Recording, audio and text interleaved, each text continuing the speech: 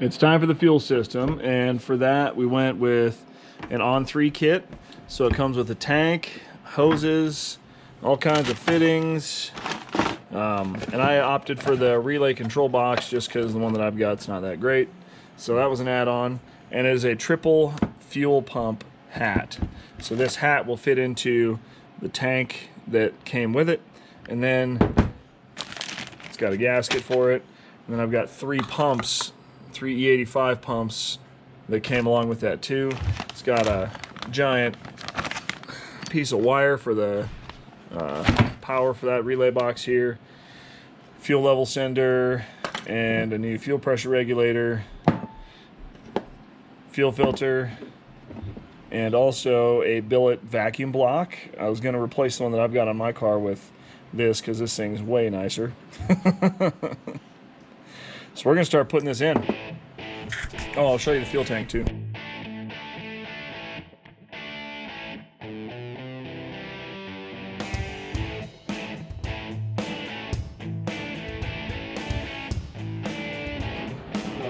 So here's the fuel tank, and there's a few gripes that I have about this. One is this is for a Foxbody.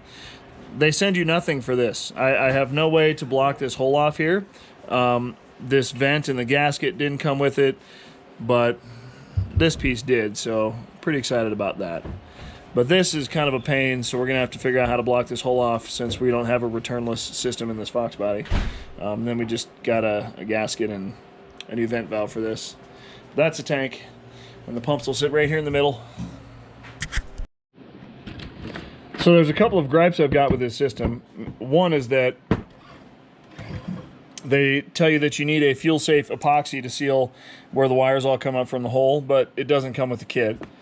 So I've got a couple of different options. I've got this JB tank weld that I bought, and then I've got this fuel-safe gasket maker here. So something like that, as long as it's fuel-resistant, it'll work.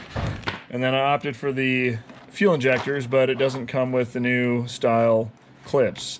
And I didn't know that it was a new style. Basically my gripe is that if you need extra parts, say so. That way I can have it all ordered or included with the kit, so I don't have to sit here and try to source other things, because I got this thinking, oh, I'll just put it in and it'll be good to go. And then I've been waiting on these connectors, and I've been waiting on this, and just, it is what it is. I had to wait on this too, so. But we're gonna get started putting this in now. Probably gonna start up front and get the front side plumbed. We'll start with mounting our regulator, running our lines to the fuel rails, and then from there we'll start with plumbing everything back to the tank, and then get the tank installed, and then this guy here, and we'll go through putting the pumps in and setting all that up too. So it's a pretty good unit. So we found another little snafu that is going to prevent us from getting this thing running today. The dash 10 line. So here's how I wanted to run the fuel line. Dash 10 line comes in here, and then we have it goes all the way through. We got a dash 10 up and around and over, and then a dash 10 back to the regulator, and then from the regulator back to the tank is dash 8.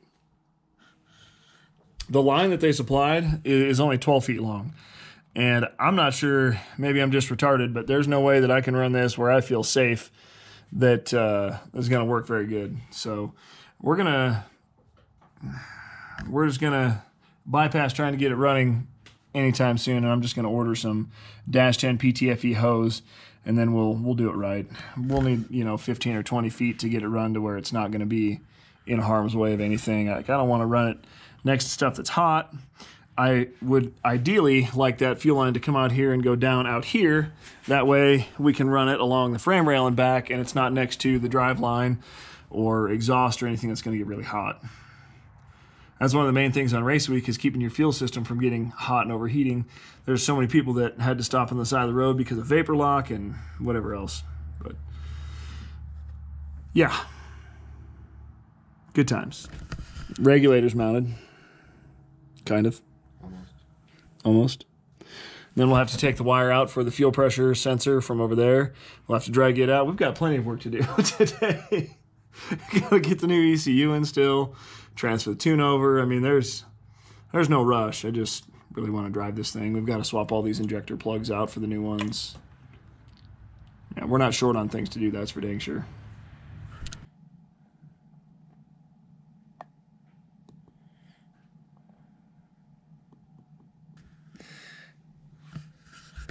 Hopefully that's enough. We'll find out. I think it is. Hopefully it'll like leak down in there a little bit. Got none coming out. Just want to make sure that it's not getting into this. Yeah. Yeah. This other crap stuff didn't work very well. It's been, what, 4 days and it still hasn't set up? So let's try this stuff. Oof, it smells epoxy-ish.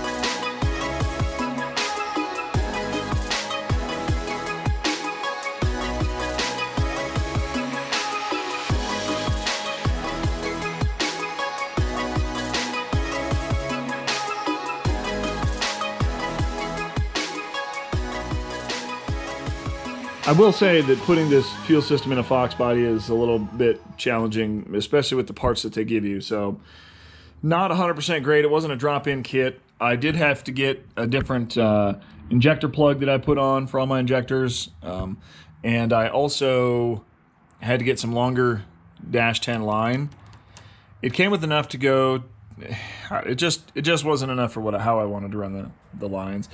They do it where you come off the back, it goes to a Y fitting, splits to both rails, and then it comes back here. But I think that's for a returnless system. It just wasn't, for a return style system in a Foxbody, it wasn't perfect. But we made it work. The fuel tank wasn't perfect either. There was some challenges there to get the filler neck done, and I just used a Foxbody filler neck. I showed you some pictures on that. And then the wiring kit, I'll show you guys that too. I did end up buying their wiring kit for this. Comes with a new relay box and relays and stuff, and I just wanted to update mine because mine was old. So this is what theirs came with. It's mounted upside down, but it's got power wires right here, and it's got your outputs for everything. So that part I did like, and I put some nice covering on all this stuff. But I think that it's a good system. I just think that for the money, there's some other things that should be included. There's a lot of fittings I didn't use, a lot of Dash 8 stuff, but it was still a good system. It's still, it is where it is right now, and we're pretty close. You can see right now I'm getting ready to put the MS3 in, so I'm gonna work on that. Now what we're gonna do is give a little purge action, make sure we don't get any junk into the injectors. So we're gonna put some fuel in the tank in the back. We're gonna get it purged out here. But otherwise it's all done.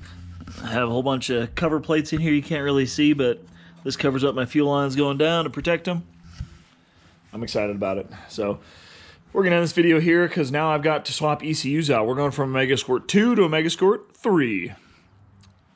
So that's exciting. Drive fast, take chances. We'll see you guys on the next video.